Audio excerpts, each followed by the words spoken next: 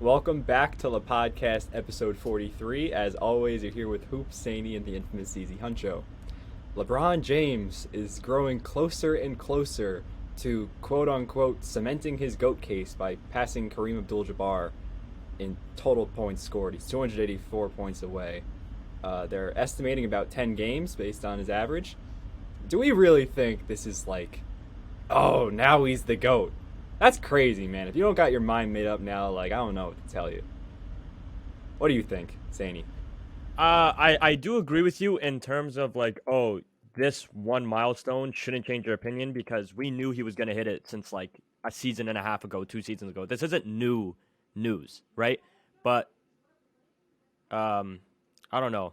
I agree with you. I think he was already the GOAT beforehand, but this just is like a cherry on top to me. For me, looking at this, like Sandy just said, we kind of expected to see it happen. I think for any LeBron hater, this should be kind of a sign for you to just kind of look yourself in the mirror and be like, what you been hating him for all these years? Me and my boy were talking the other night, and I was like, when I was in high school, in my head it was Jordan. It was Jordan. I was like, it's MJ. But then you kind of look at LeBron over the course of these years and you sit back and you realize, for the majority of my teenage years, LeBron James has been in the NBA Finals. For 8 straight years, I would sit there and be like, it's going to be LeBron versus whoever else shows up. For a large portion of that, it was the Warriors. But other than that, it was just like, if you got LeBron, you're good. So I think that over time, I ended up saying to myself when looking at the GOAT debate, I have MJ and LeBron in the same damn tier. Same level of dominance, same level of championship drive, the same level of if you got that guy on your team, you're good. You might win a title. You might go to the finals at least, but you got a shot. So I put Kareem outside of that because Kareem's in his own I don't want to say mythical category, but Kareem's just, 6 MVPs, one of the greatest, if not the greatest college basketball player of all time. His resume is great for the game of basketball. But I just think that it's either MJ or LeBron for sure for those dogs. Those guys are just sitting at their own table. It's just crazy to me. I don't know.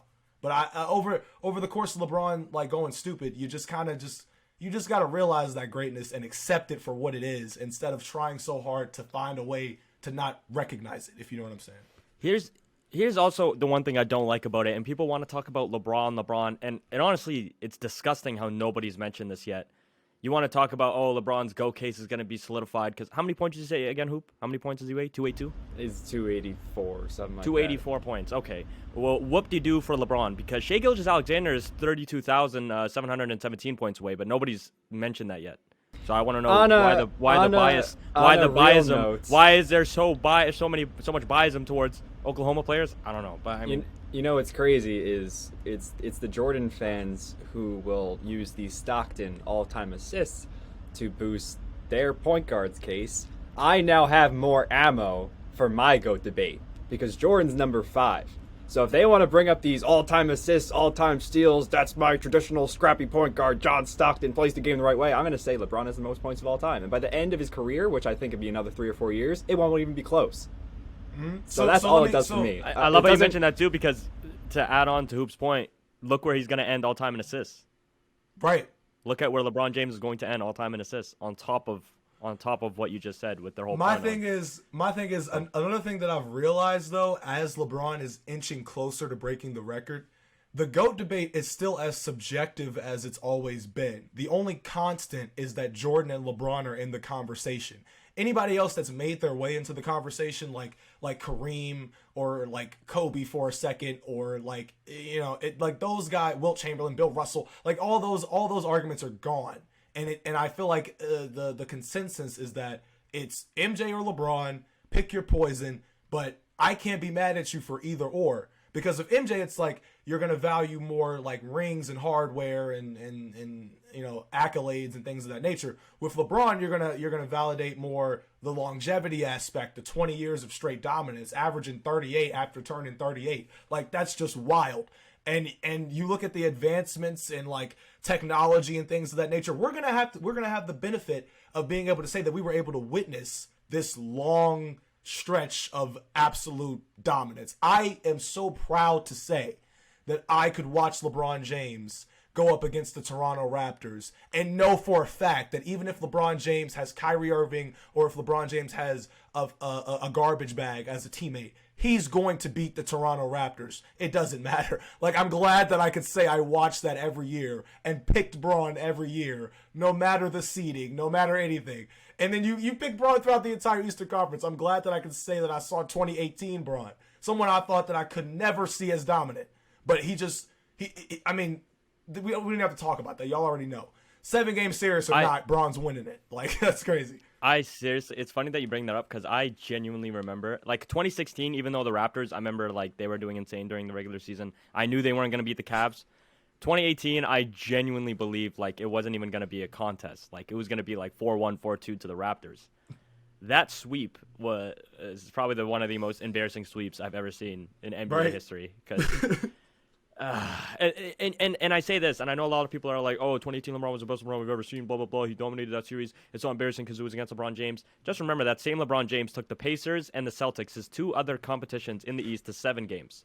Celtics had a rookie Jason Tatum leading them, and the Pacers are the Pacers. And the Raptors, who were supposedly the best team in the East at the time, lost in 4 games. I think Oladipo was tough. Oladipo was, I mean, yeah. Sure. No, if you're gonna say hating. a rookie Jason Tatum and then the Pacers, like the Pacers were a tough team. Right. But I'm saying, like, That's when all. you look back at that Victor Boston Oladipo. team, It was Victor Oladipo, and that's it. Sabonis was not good yet. It was Victor Oladipo, and that's it. I think You're telling me Miles but here's Turner the thing. Victor Oladipo was pre-injury. tough. Victor Oladipo was tough, sure, but you're telling me that 2018 Raptor squad, which was what? Let me look up the record again because I'm pretty sure this was when they were the 1 seed, right? 2018 Raptors. I think, yeah. No, yeah. I'm not saying They had a 59 win season. 59 win season. They were 4th in points per game. Where was it? Anyway, 2nd in offensive rating, 5th in defensive rating. All right, like they were supposed to be an elite team. They were a contender going into the playoffs, and they lost in 4. Whereas the Pacers and the Celtics took that same team to 7 games. I'm just saying. I'm with him. That with him Raptors on team. That was one of the biggest choke jobs I've ever seen. It's DeMar crazy. DeRozan. Braun was hitting horse DeMar shots DeRozan. out there. Braun was literally hitting shots you would pull in horse. That game winner, that fadeaway, that running fadeaway off the glass, I shot that in horse. I remember like a week prior. Bro, this team was and I'm deep like, bro, too. Honestly, like this team was deep. People For think a about this, 2018 team, Kyle Lowry, DeRozan, Serge Yeah. Ibaka, Jonas Valanciunas, Norman Powell, OG Anunoby. I forgot this team existed. Siakam, he wasn't good at the time, granted. Jakob Poeltl was on that team. Bro, what the? This why was like, bro. That's funny. That's funny. I forgot. That makes it DeLon so DeLon much Wright worse. was on this team. Damn. And people, that's- people You used just to be mad. hold that up. DeMar got You traded. just hold up. You just said DeLon Wright as if that was adding depth. Leave him alone. Come As a on, depth player, man. he's good. What do you mean? Why For are a we? player Why off the are bench? DeLon Wright? Yeah. What do you mean? He went to Memphis the next season and averaged 13 points a game. That's like he was Why are- played. A role player? Am I talking about a superstar? Or am I talking about a role player? You were I'm just like, talking- this you're just team has saying so the much kid's depth. good. Jonas Valanciunas, Serge Ibaka, DeLon Wright. What No, are I we said DeLon talking Wright at the about? very end. No. I said Yeah, he DeLon said Wright him at at the the end. He very said end. he said at the end. Don't say I put him with Valanciunas. I We put him need to- after a rookie Siakam. I put we DeLon need Wright after to- a rookie Siakam, We need which to is get fair. into this next topic. The Oh one thing my I will God. say is that those really muscular centers from the early 2010s that we remember, like Valanciunas and Steven Adams, they never age. Like both of those True. guys are in their No. primes right now. 'Cause they're It feels foreign, like bro. we've seen them forever. It's because they're forward. It feels like foreign. I've seen, yeah. No, I swear they're built. Foreigners are built different, bro. They can play till they're 50 if they wanted to. They will genuinely play until they're 50 with that strength. Yeah. You do not want to mess with. You do not want to mess with that European strength. I'm I being saw honest. a TikTok where Steven Adams was talking about a time he picked up someone taken away from John Morant. He's like, I told him to stop touching my point guard, so I took him away. And he just picked him up like a child, like a baby, and Yeah. brought him to the other side of the court. So off he was went. like, I love Steven Adams, bro. Imagine having him on your team. Oh my God. Okay, moving forward, ladies and But gentlemen. Oklahoma legend. MVP talks. MVP We've breezed. talks. We've I thought I was introduced in the second one. I'm not gonna lie. go for it. Go for it. Okay, sorry, You I made just it have all the that MVP dramatic. tracker up right here. Sorry. Anyway, ladies and gentlemen, MVP talks is what we're talking about today. So when you are looking at the MVP tracker, I don't know if a lot of people do. I think Hoop and Saney, y'all look at it, occasionally. I look at it a lot. And one thing that I've noticed in the past recent amount of weeks, I'd say like maybe 3 to 4, is that Nikola Jokic has constantly been at the number 1 spot. You can look at it on Basketball Reference, Basketball Forever, even NBA's. It's just, and when I sit back and think about it, I'm actually shocked, because I remember saying going into the season that I don't know if Jokic can impress me even more than he has when he's won his back-to-back MVPs. I don't know what else he could do to make me say, yeah, bro deserves a 3rd straight MVP. This season, bro is averaging, let me get this right, let me not mess up my man's stats, 25 points per game, 10 assists, 11 rebounds on 63% shooting from the field. The other night, bro had a 36-point triple-double, 36, 12, and 10 on 93% shooting from the field. That's right, 93% shooting from the field. Now, when you look at other guys that are in this list, Luka Doncic is there. Bro's been climbing up the charts because, I mean, he's Luka. He's been going stupid all season, still leading the league in scoring. Joel Embiid's right behind him. He's 2nd in the league in scoring. Jason Tatum's went down. He's at number 4, but he was at the top for a little bit when the Celtics were head and shoulders above other teams in the league. Domantas Sabonis, shout out to him. Bro is number 5 on Basketball Reference's MVP tracker. Is he really? He is. And justice to Sabonis. I don't care. I agree with that. I'm for it. I don't agree even with care. But somebody else who I think should be a little bit higher is John Morant, who is at number 8 right now. And the guys that are ahead of him, I get it, Giannis and KD, but they've been out. And Ja's been going stupid, and they've won 11 straight games, and he's averaging over 30 in that stretch. I think Ja's done enough to climb the MVP tracker. So, looking at this season, I need to ask both of you guys this question. Who would you say, if the season ended today, who is your MVP and why? I know Hoop wants to go last, so I'll go first. Obviously, it's Jokic. I'm not going to debate on why I think Jokic is first. I'm going to let Hoop do the big old Jokic talk. I want to talk about something else in terms of the list, because I do not agree with the list fully. I know I just said I agree with Sabonis being at 5. I misread it. I thought Giannis's name was above Sabonis's. It isn't. That is ridiculous. Just because Giannis has a 3-game stretch where he's playing bad does not mean whatsoever that Domantas Sabonis deserves to be the MVP over Giannis Antetokounmpo. That is ridiculous. That is blasphemy. I don't want to hear that anymore. Basketball Reference, put Giannis over Domantas Sabonis. If you want to put Giannis at 5 right now because you want to put Jason and Joel and Luka over him for the time being because for the last few games he's been out or he was playing like trash when he was there, fine. Fair enough, but to say Sabonis is better than Giannis this season in terms of the MVP talk, because Giannis had wasn't it just 3 games? He had like 12 points and like under 20 points in 3 games or something, like whatever, right? Like he was still putting up double doubles, and it's still Giannis Antetokounmpo. Ridiculous. Kevin Durant being under Sabonis. Okay, you know what? I'm taking back my Sabonis. Me agreeing instantly. I did not take a second look at that. That is also ridiculous. Kevin Durant. It took me a lot to hold back and not get heated at you for a I'm second. not gonna lie. I'm not I was gonna like, lie. he's nice, but I'm not gonna lie. The podcast listeners, if you don't know, I'll even show them. It's just uncomfortable with my headphones. I wear glasses, and I didn't read that list properly. I just saw Sabonis' name, and I just instantly was like, yeah, that's fair enough, right? Because Basketball Reference, they usually have some algorithm to go along with their MVP tracker, so I was like, okay, sure, whatever. No, that is absolutely blasphemous. That is ridiculous. Kevin Durant should be over him.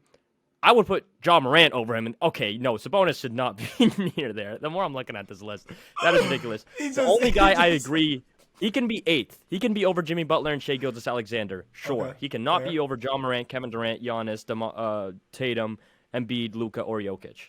Now let's go back to the other on list. it, I would They like have to retract my Embiid over Sabonis love Tatum. as well. They have Embiid over Tatum. And I'm going to ask a little bit of a side question here because I want to get your guys' take on this. Obviously, one of Giannis, Tatum, Durant, or Embiid can't start in the All-Star game. All of them are in the MVP race. All of them are having phenomenal seasons. So this list is indicating that Kevin Durant is the lowest on the MVP list out of the 4. He's 7th, meaning that basically saying that if there was an all-star lineup, Giannis, Tatum, and Embiid would go and Kevin Durant would be left out. Do you guys have Kevin Durant being the player left out? Because apparently he's the worst out of the 4 this season. I mean, the injury. Wait. I said apparently. I said based off their list. I didn't say I agree with this. I'll give my opinion in a sec, so don't say I said Kevin Durant's worst. I'm saying apparently, considering, for the listeners, apparently based off this list, Kevin Durant is the worst out of the 4. If they're all playing, I think if Kevin Durant is healthy, he's easily in the All-Star game. Might be a hot take, but like if Giannis has had some bad games and these other guys haven't, I'm gonna let Giannis go. Like, I don't know why he's untouchable in this conversation. I understand. Like, I've He had him is as the leading best in player in fan the votes, world. so he's the captain. Well, I'm just The saying. final like, votes came back. if all right, so if right with the fan voting, that's fair enough. But if you're just looking at the 4 and who deserves to be sat, if Giannis has had the worst games, I understand. Like, Drew Holiday has stepped up big time. The Bucks in general have stepped up big time. Brook Lopez is making a name for himself. Bobby Portis is playing meaningful minutes. So if Joel Embiid is leading his team back to contention with crazy numbers, if Jason Tatum is still one of the best two-way players in the game, putting up ridiculous numbers, and if Kevin Durant is leading this dysfunctional Nets team to a 2 seed before he gets hurt, like, Giannis I isn't wouldn't call him untouchable. dysfunctional anymore. I wouldn't See, call Well, him I'm dysfunctional. saying they were, like, leading that team was Sure. dysfunctional. Yeah. Okay. I thought you meant right now they're still like that same luck. Okay. The way I look at it is I could see the argument being, well, Kevin Durant is out for an extended period of time compared to the other guys. So when you're taking that into consideration prior to the All-Star game arriving in less than a month, I think it's like I could see that being the case. However, because I think that Kevin Durant should start, I would make the argument that Kevin Durant is shooting better than every single one of those other guys that Sadie mentioned. Tatum, Joel, and who was the other person? Giannis. He's shooting it at 56% on the season, averaging 30. Like, bro, Kevin Durant is literally out shooting all of them. So I don't think that from a I don't give a damn about a fan's perspective. From a player's perspective, from a this dude just came back off of an Achilles tear a couple of years ago perspective, from the fact that if you really took an in-depth look at his true shooting percentage and you look at him from like the mid-range and 3 to 10 feet and blah, blah, blah, blah, blah, like even those numbers are extremely above league average, which is insanity to me. And bro's shooting mid-range pull-ups. Like, it's crazy. So I would say no, I need KD starting. I'm with Hoop a little bit on the I don't think Giannis is a tad bit protected in this list. But it's, I think it's partly because he won a championship a couple of years ago. Before that, he had won 2 back-to-back MVPs and a depoy. And on top of the fact that everybody loves Giannis. Like, everybody loves Giannis Antetokounmpo, which is great. But I think that when we're comparing him to all these other guys and you're looking at a pure Hooper perspective, it's KD, bro. He's got to stay. He's really got to stay. And if I had to go to bat between KD and Giannis, I'm picking KD. If I had to go to bat between KD and Joel, as tough as it is, I'm going to be like, a part of me is going to be like, oh, well, one's like physically dominant. Of course, he should be there. Yeah, he's the second best big in the league for sure. But it's still KD, bro. He's shooting it this good. I can't ignore the shooting splits. This is one of those years where I genuinely cannot ignore the shooting splits. As much as I'm trying to, I just can't. Like, it's crazy. The fact that you mentioned, I did not know Kevin Durant was shooting 56% from the field. First of all, that is Crazy. ridiculous. I wanted to look into that, so I go look at the season leaders, by the way, just to give you guys some quick facts. Out of the 5, okay, so Kevin Durant's averaging 29.7, LeBron's averaging 29.8. Can we just round up to 30 and say they're averaging 30 points per game? Just for this sake, because of the 7 players who are basically averaging 30 points per game, 5 of them are shooting over 50%, and the 2 guys that aren't are Jason Tatum, who's shooting 47.1%, and Luka, who's shooting 49.7%. So not only are we seeing 7 guys drop 30 a night, I think this is some of the most efficient scoring I've ever seen on a stat sheet. Guards, forwards, and centers. I just, yeah. So if we could That's ridiculous. lead into my pick for the MVP, it's Jokic, and it's by like a country mile. If you don't know what that is, it's like by a landslide. Not only are the Nuggets cooking everyone right now, even with Michael Porter Jr. and Jamal Murray being in and out of the lineup, they have the second best offense right now to the Celtics. Jokic is shooting like 62%, something like that. And as far as the efficiencies goes, like the splits of field goal, 3-point, and free throw are great to use. But I've been learning about true shooting percentage and like diving deeper into what it means lately. I wanted to share that with you because his true shooting percentage is just about 70%. You compare that to other guys in the league right now, people who have high true shooting percentages are usually those that finish around the rim, like Nick Claxton, Rudy Gobert, Thomas Bryant, Brandon Clark. Those are the other guys in the top 5. Then it's Jokic. Jokic is at 2. Right behind Nick Claxton. Kevin Durant, by the way, is at 6 with 67% true shooting percentage. But the way it works is it negates this misconception where if, let's say, you take 2 shots, both of them are 3-pointers, you produced 6 points in 2 trips down the floor, as opposed to making 2 2-pointers. You produce 4 points on 2 trips down the floor. The 3-pointers are more efficient, but when you look at the box score, it'll still say you were 2 for 2 from the field. So true shooting percentage takes into account how points are valued, including free throws, into this equation. Because guys who shoot more threes and take a lot of free throws, oftentimes their field goal percentage might be down, but they're producing the points at the same efficiency rate as others, which is why James Harden's efficiency is often misleading, and he was incredibly efficient, even in the playoffs. It dropped like a tiny bit from his regular season stats, but his true shooting percentage is still like 58%. But this year, Jokic... Go ahead. I'm not looking into it later. Well, no, we're going to talk that next episode. But yeah, Jokic I think is the clear runaway. In terms of an all-time perspective, his true shooting percentage is higher than Steph Curry, someone who's been 50, 40, 90, very efficient player. You could make the case that right now, well, first off, Jokic is the best offensive player in the best offensive era. You can make the case that he's peaking as the best offensive player of all time, and I don't think that's crazy. It's really not along crazy with the efficiency. Along with the efficiency, right, bro. Listen. The passing.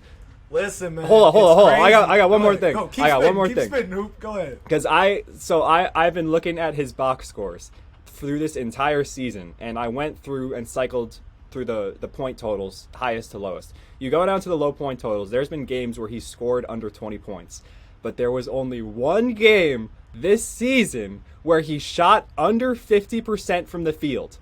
One game.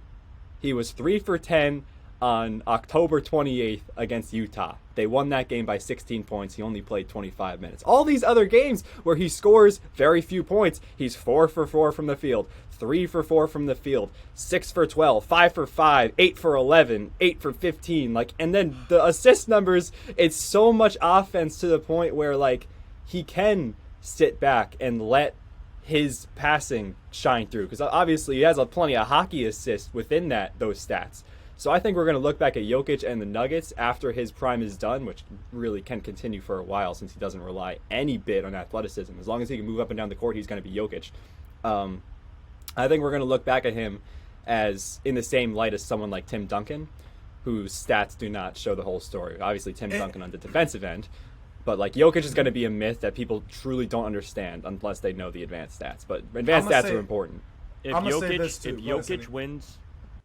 Jokic wins a ring with Denver, he is a top 10 player of all time. Instantly. The second he gets a ring, I'm considering him to be a top 10 player of all time. What if it's this year? I will put him at the top 10 MVP. Because listen, my assumption is that he's going to win MVP this season. I think it is absolute. If he doesn't win MVP this season, but he keeps up this level of play, that is the most voter fatigue case I've ever seen in my life.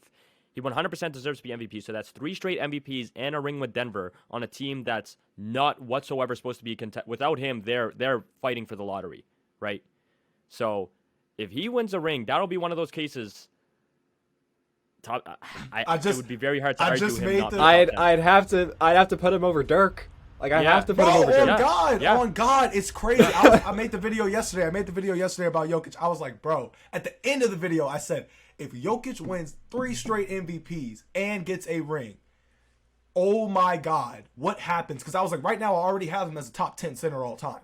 He gets that. He enters top 12, top 10 all-time players. And then when you look at the players that he's passing, it's like, what other bigs can we really say he's going to pass? Dirk, for sure. And I think that when you look at Dirk's career hold on. This top 10 and 12 stuff, it sounds wild. Where do you have Giannis ranked right now? Giannis right now top 30. For sure top 30. And you'd move Jokic top 10? No. I'm saying top 30. It could be at 15th. I'm just right, 15, 17. I have to look I on don't the have list. it off the top of my head. But you're guaranteeing that Jokic would be top 15 with a ring. Jokic. Who would you rather build your team around right now, Giannis or Jokic? Wait, who would you rather take at a peak, Jokic or Giannis? It's a question. But it's not clearly Jokic. I'm taking Jokic. I don't think it's clear either. No. It's really tough. I don't think it's clear either. The one knock I have on Jokic is I think he will improve because he seems like that guy who just improves every year. But he's not a defensive liability, but someone who's not as strong on the interior on defense is tougher to play in the playoffs for your team. Like it's a bigger gap than defensive lapses at other positions. That's why I like Giannis. And not that he's also anchor, because he's not really an anchor, but that side of the floor raises his value a ton in the playoffs.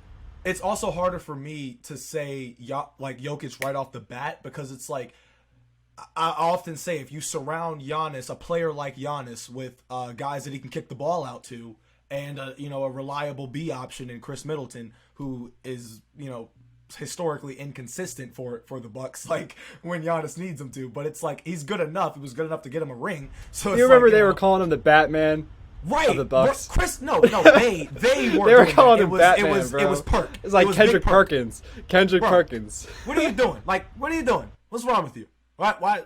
That makes me sick right now. Like, and the thing is, I remember when he said it, there was a tiny part of me that was like, I see where he's coming from. But like the other 95%, I was like, shut up, just shut up. No, that's not accurate. That is not an accurate statement. But whatever. I'm just saying, when you look at Giannis, I've always been like, you surround him with guys you surround him with 3-and-D guys, you surround him with sharpshooters, you surround him with a guy like a Chris Middleton who is inconsistent, but Chris Middleton can kind of put the ball on the floor when you need him to and make his own shot, create his own shot. That fadeaway is tough. I will give him that. That his fadeaway is smooth, all right? But Giannis, when I'm looking at Giannis, I'm like, okay, well, what more does Giannis really do? When we talk about Giannis, we're like, okay, he's driving to the lane.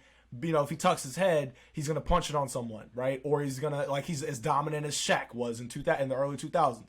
Outside of that, we look at guys like Ben Simmons, right? Guys who are nowadays known for his playmaking ability and defense. That's about it. But we used to nag him all the time because we were like, he doesn't have a shot. He doesn't have a shot. Guys like Giannis are so dominant that we kind of tend to give him a pass on not really developing the shot, but at least he's working on it. Like, he's really working on it. I think that's completely different, because Ben Simmons is playing point. But you got you're not like Giannis never came into the league as a shooter. Right, he was never right. came into the league as somebody who needed to. His jump shot did change. No, Giannis His jump shot did change over time. Giannis could knock it down when he was a skinny wing. Yeah, but look at how his game has changed. Like, exactly, that's why. But no one blames him for that. Right, right. He's end to end.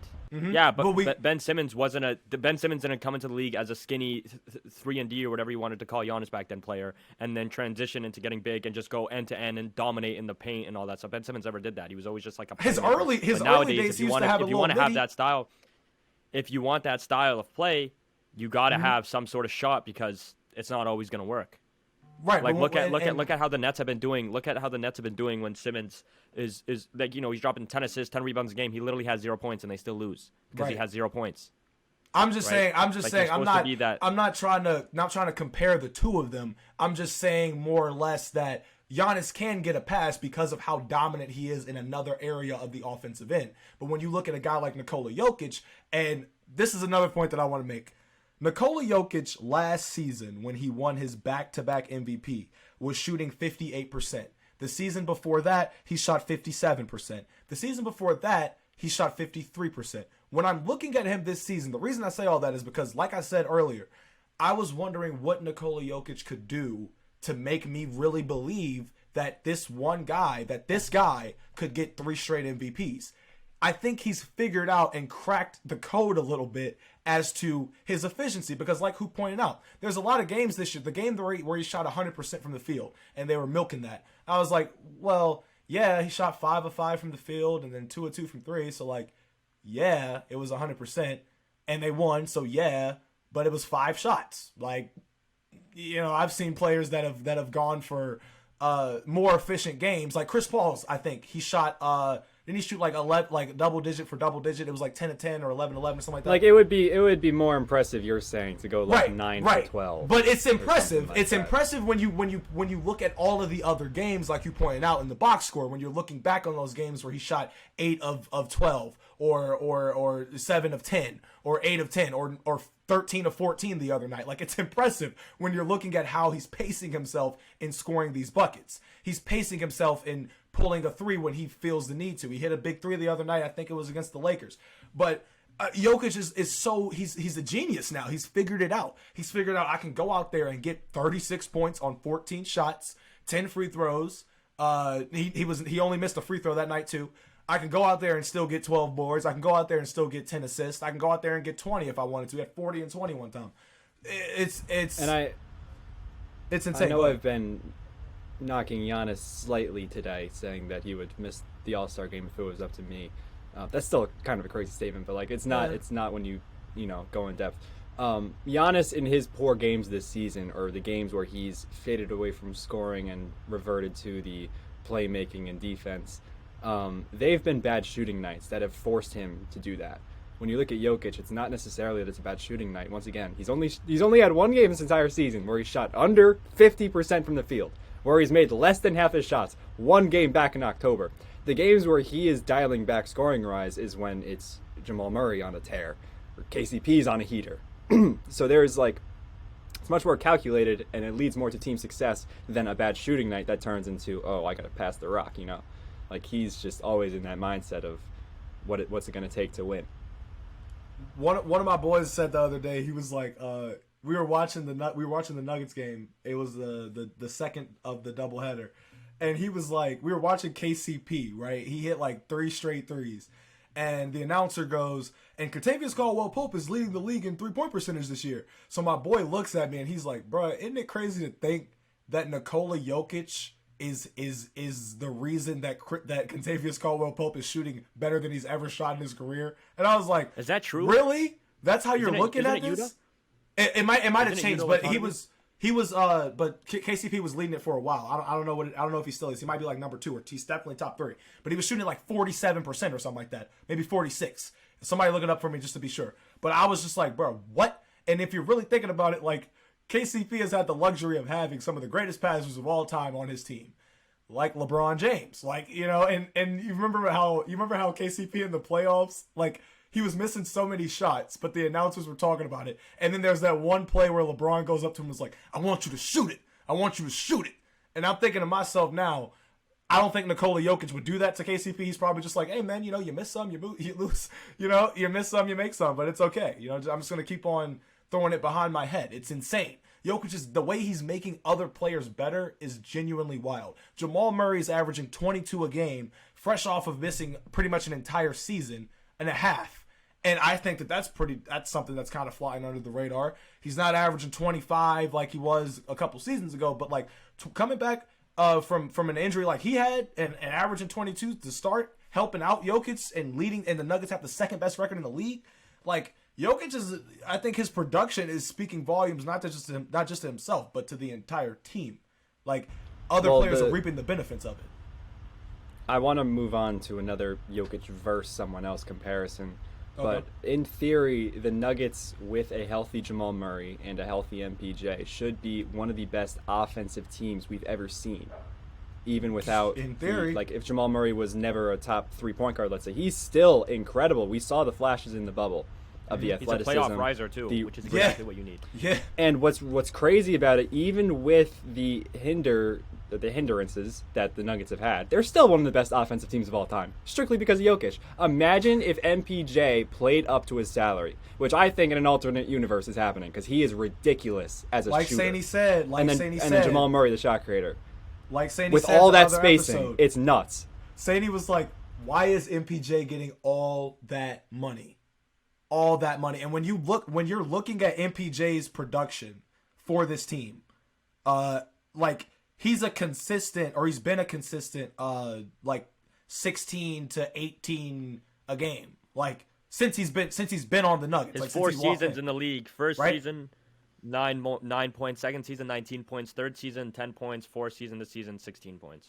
And he consistently he's around, I'd say, he's above 13 a game. Which as a third option on this Nuggets team with that much offensive production from Jokic and what we just talked about in Jamal Murray being that Robin, MPJ's like he would be like kind of like the I'm not gonna say that. He's just Alfred. Yeah, he'd be the Alfred. I was trying to find the most respectful thing to say. He would be the Alfred. Alfred with a clip though. He's shooting 40% from 3 on his career. If the Joker and the boys ever broke into the mansion, MPJ's right there, strapped up, ready to go. MPJ is making max money as a 4th option currently on this Nuggets team. God bless him. God bless America. and just to give you shoot some quick stuff at you guys too. He averages 29 minutes a game, and Bones Highland averages 20 minutes a game. So he plays a whole other 9 minutes, but only averages 3 points more than him. Which to me is like so Bones is the fifth option basically. I'm just going down on the scoring list. So I'm just saying like MPJ's fourth, but you know what I mean? Like he it's because he's getting starter minutes compared to Bones. He's more of a six man, right? But yeah, that's if like Coop said, if MPJ or even Jamal Murray's averaging 19 coming off an injury. I'm sure he's going to slowly find himself in that groove. He's kind of shooting. Efficiency-wise is not great, but if MPJ could crack like 20 points per game and start having more of an impact, that Nuggets team can go to the finals. They really just need one guy to be like that second star beside Jokic. I think that's all they have left because if you look at this team, there are 7 guys averaging double digits, which is awesome honestly, to see. I think I disagree. I think they already have the scoring talent. It's just defense. I need to see a second. I honestly think star like Jokic. I think the issue with the Nuggets, it's unfortunately with Jokic when they try to abuse him with a Dame or a Steph Curry when they try to switch him onto him. They'll always bring him to the top of the key and then abuse him in that way. I think once they made really nice additions, KCP, Bruce Brown, those are great wing defenders that are very versatile. Man is thriving. And I think Jokic is improving every year, so I'd expect them to go to the finals very soon, and his defense would improve. But the last question I have, okay, I was gonna ask a question. So Steph Curry for this generation, it's usually been Steph Curry is the best offensive player we've seen. Older ones would say it's MJ or maybe LeBron, or the best ceiling raisers or floor raisers. Where does Jokic rank among that bunch for you guys right now? Well, he's S tier 110%. Right. To rank them, I'd have to really look into their. If I'm just going based off of because right now all I have to judge is eye test. But I don't have let's say this because the stats are I'm pretty sure probably the best out of anyone's. Do we agree with the stats or is there more context to it? What is that context? The context would be that he is literally his team's offense. Like I remember I was thinking about I was talking about the MVP race the other day, and I was like, when you look at Nikola Jokic, right? And you look at a guy like Luka. Like, Jokic is, our leading MVP frontrunner, but there's a lot of Luka fans that are like, you got to look at Luka. Like, he's his team, right? Back in the day, in the early 2000s, when Steve Nash was winning those back-to-back MVPs, he was his offensive, system. Kobe was his team, just like Luka is his team. Without Kobe, the Lakers are poverty. Without Luka, the Mavericks are poverty. Without Jokic, the Nuggets offense does not run as smoothly as it does. Without Steve Nash, the Suns offense does not run as smoothly as it does. So when you're going into those MVP discussions and you're sitting there, what do you value more? Do you value more of the player that his offense is built around him like Luka's is, right? But Jokic is able to go out there and average efficient numbers. His team is shooting efficiently. So it's more situational based, I feel like, right? But when I'm looking at, when I look at Nikola Jokic, a part of me wants to say, is it the system? Is it the players he has around him? But then I'm looking at the circumstance, right? He lost Jamal Murray and MPJ for 2 years. 2 years, pretty much. And got the Nuggets to the playoffs each time with an MVP to go along with it. And there was no discussion amongst anybody else in the league, or fans at least, of what's wrong with this. Because you could see it, right? But now he's got both of them back. Once again, they have the second best record in the league. So voter fatigue and stuff like that goes out of the window. Now it's like, oh, well, he's not only got the stats, he's got the circumstance, he's got the record. Why are we not going to give it to him again? Well, Luka's leading the league in scoring, like Kobe was leading the league in scoring. It's a thing where it's like, if your circumstance or your situation, sometimes guys just have it better. And it's like, if they're balling out to a point of you're seeing not only that they're the offensive system, right, but you're seeing that their team is playing, they're flowing together, they're beating the teams that they need to beat, they're not losing to the teams that they're not supposed to lose to, all of those things. It's like when you really look at it, who else can you really say is the MVP? Who else is really balling like this? These numbers. Kevin Durant. The one person that I think could snatch it out of the jaws of Jokic is if Kevin Durant were to come back sooner than expected and the Nets are still the 2 seed. That's the one guy I think who could snatch it out of Jokic because of the circumstances to start the year. I don't think he will. I'm saying, but he was saying there's no one else to really contest it. I think KD would be the one too. The only way that you has contest a better shot at taking it from Jokic than Durant. I think Luka has a better shot too. I think the Nets would have a significantly better record. I think Luka would have a better shot at winning the MVP over Durant. I think Based that on just popularity because or of the- based on No, based on the fact that Kevin Durant's injured, and even if he comes back earlier, he's already going to be out for like 3-4 weeks. Like in this MVP race, with how competitive it is, sorry, I would still say Luka should be ranked higher than Kevin Durant in terms of the MVP. I The just thing see these is- 2 games over 500 right now. I see the Nets like significantly outperforming with. Well, let KD. me ask y'all this question. What about? Let me throw a curveball in there. What about Devin Booker?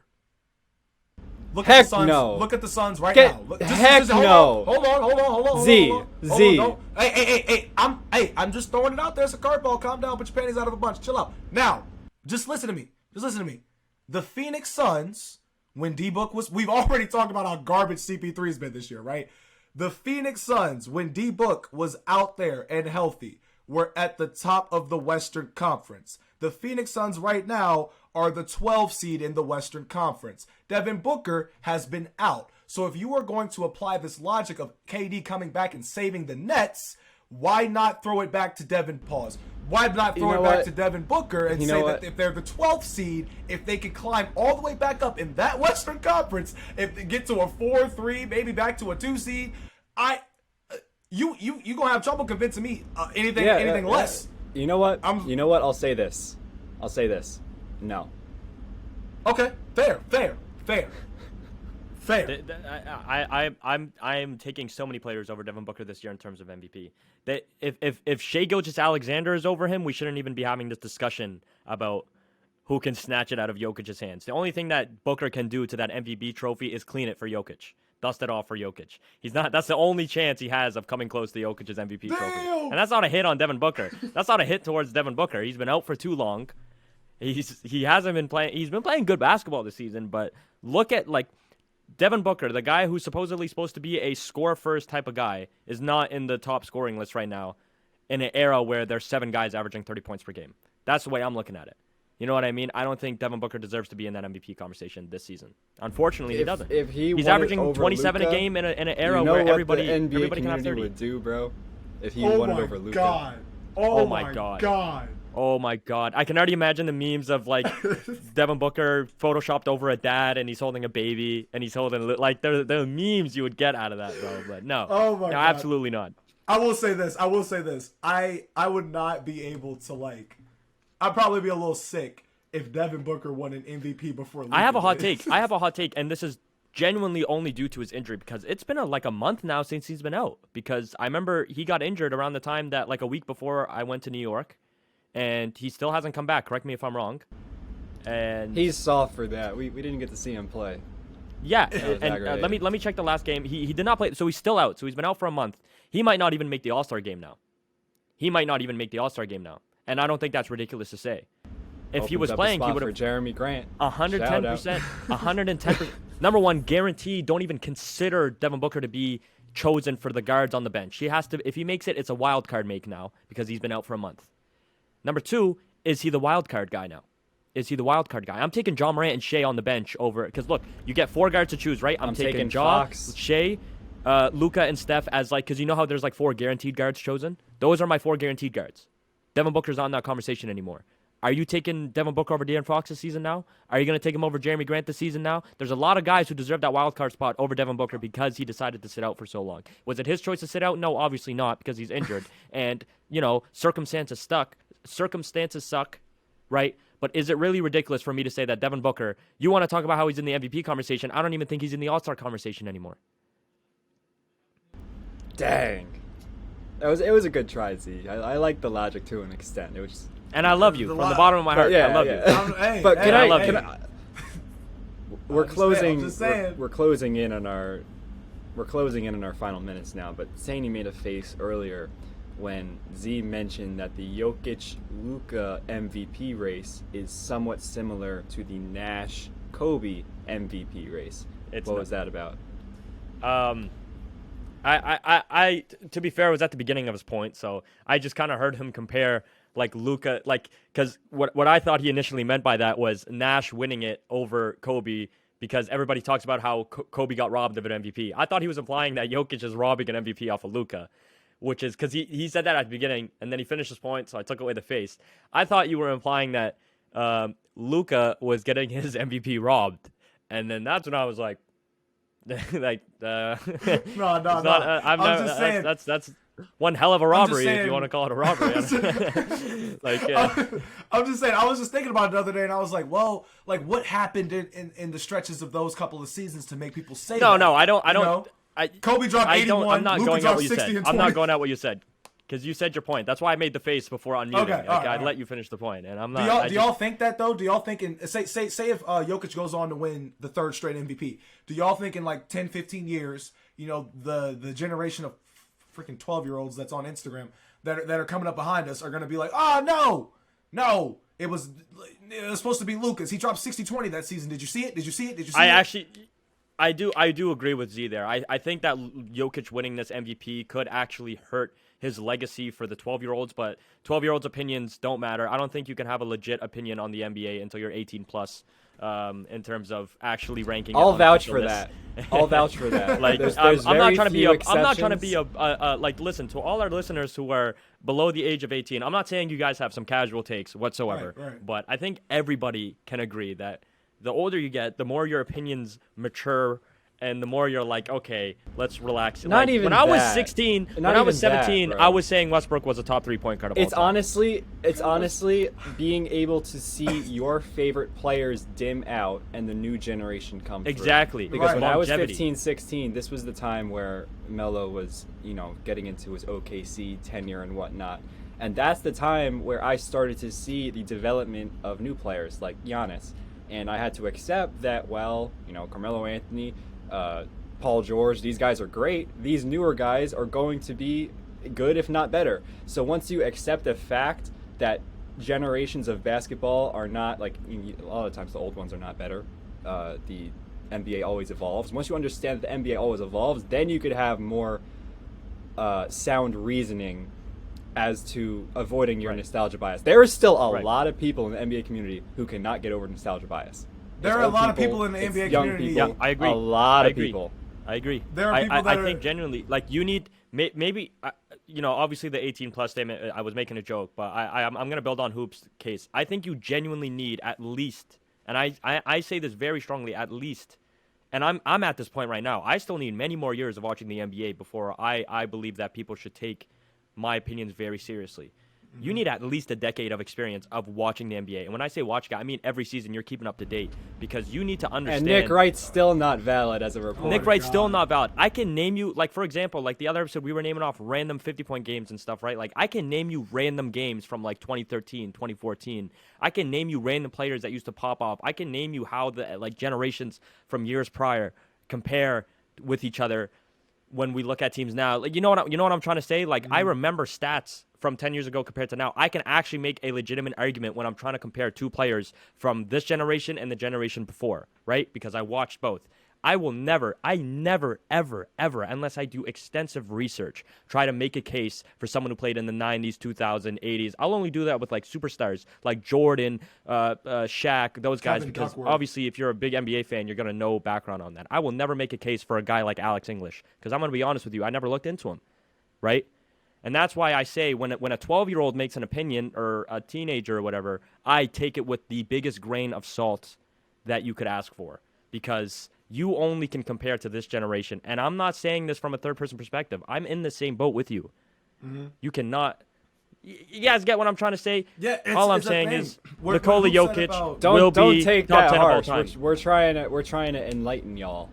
This is Yeah, this is I'm a learning saying experience. this We're is still this is being not me enlightened. talking to you. This is not only me talking to everybody out there who fits his boat. I'm talking to everybody out there, including me. I'm in that boat because I've only have how long? Dang, 12 years of genuinely following the NBA. Like actually, like I used to watch it obviously like casually, but like of genuinely following the NBA 12 years now. It was my biggest thing as a kid. I was a nerd for stats, all that stuff.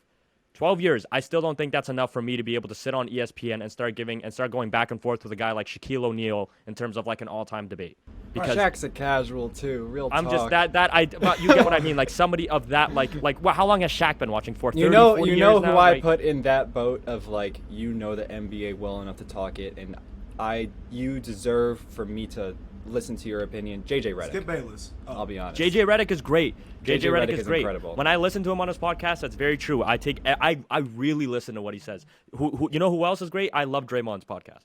I will listen. Right. I will genuinely like and Throw yeah. You know if you who's guys terrible? have any other names to throw out, either good or bad, so we could tell these guys. You know who who's to listen terrible? to. And I love, but he's terrible. Charles Barkley. Oh my He has God. some terrible takes.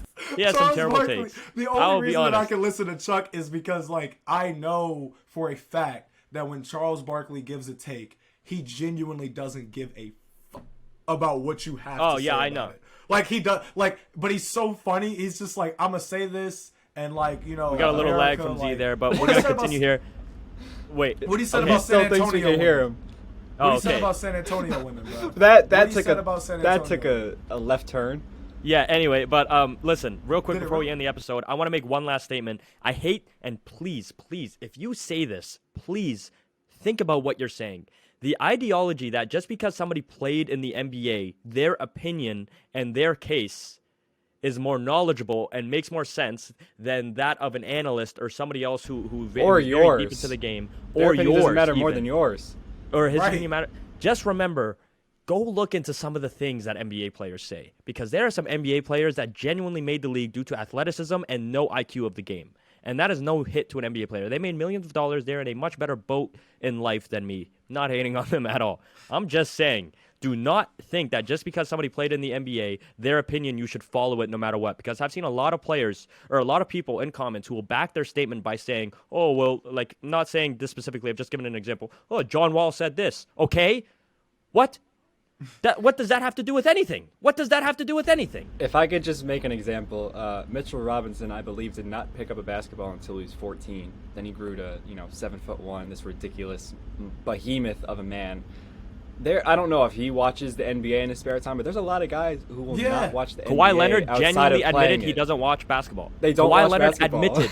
Kawhi Leonard admitted he doesn't watch basketball. So Are you they'll going go- to take his all-time case seriously? go out LeBron there- James put Julius Irving in his all-time starting five. Are you going to take that seriously? Dr. J is J. underrated, but Dr. yeah, J that's was valid. He is special. underrated, but you get what I'm saying. Yeah, you yeah, get yeah, what yeah. I'm saying. Yeah, You yeah. get The what one I'm thing, saying. yeah, you- but they'll go out there and they'll play against Kevin Durant, or they'll see him match up with their teammate and be like, "Yo, he's tough, he's the GOAT." But like, they don't actually, The Have funny you sit seen down thing- Scottie and Pippen everything. change his opinion on the GOAT because of how Michael Jordan portrayed him in The Last Dance? Yes, A lot of bro. these guys, Oh my you have to God. understand, NBA players, they have personal beef. A lot of these guys know each other personally, and they don't like each other personally, and that will skew their opinion. That will Like, if you skew their really think opinion on about it, people. if you really think about it, if Isaiah Thomas just said that LeBron James was the greatest basketball player ever, I'm like hearing him, but I'm also hearing the underlying tone, which is like, Exactly. oh yeah, Exactly. I used to beat That's up your MJ opinion. for funsies. Like, no, That's I'm your not, opinion. I'm not. For I'm, example, like, bruh, Harrison.